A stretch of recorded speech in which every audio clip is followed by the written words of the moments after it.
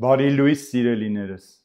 Տեր Հայր, աղոթքը կարող է մեզ փրկել մեղքից։ Եթե աղոթքի պահը մեր առաջնորդվում է Սուրբ Հոգու զորությամբ, մենք անպայման կարող ենք մեղքից հեռու մնալ։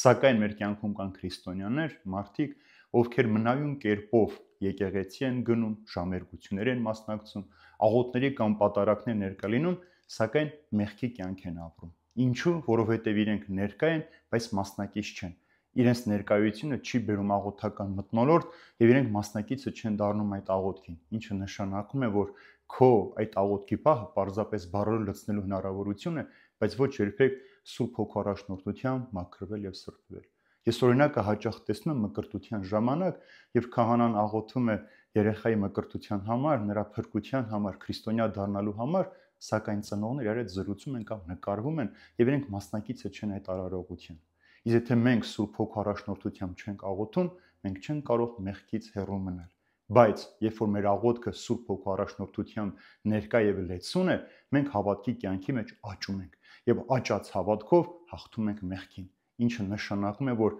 աղոթքը մեզ բերում է հավատքի աճի, իսկ աճած հավատքը մեզ բերում է հաղթանակ մեղքի հանդեպ։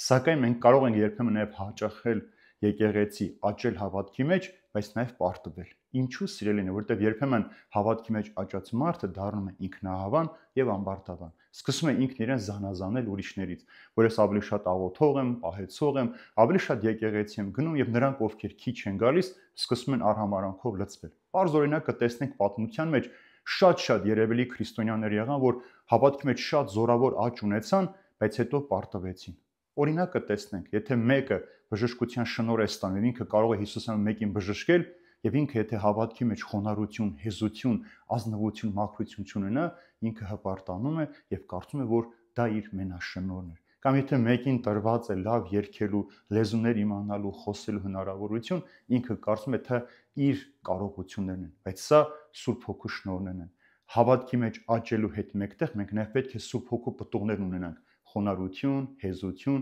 ազնվություն եւ մաքրություն։ Եթե դու աճած հավատք ունես, բայց խոնարհություն չունես, հեզություն չունես, դու անպայման պիտի պարտվես եւ չես կարող մեղքից ազատագրվել։ Իսկ մեղքից ազատագրելու համար դու աղոթքով պետք է նույնանաս Քրիստոսի հետ։ Քո անձը պիտի հանձնես Քրիստոսին, քո ձեռքը պիտի դնես Քրիստոսի ձեռքի մեջ եւ ասես.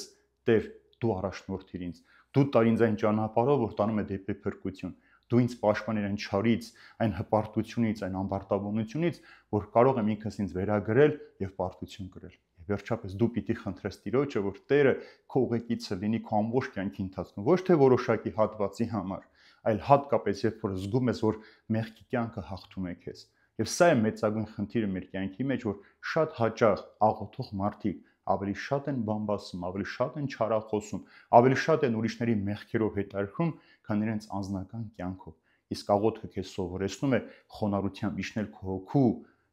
խորքերը, այնտեղ փնտրել ամենաթաքնված անկյուններից հանել մեղքը, որպեսզի դու կարողանաս մաքրվել, մեղքից հեռու լինել եւ Սուրբ Հոգու առաջնորդությամբ գնալ հավատքի աճ եւ այդ աճած հավատքով հաղթել մեղքին ու նույնանալ Քրիստոսի կյանքի հետ։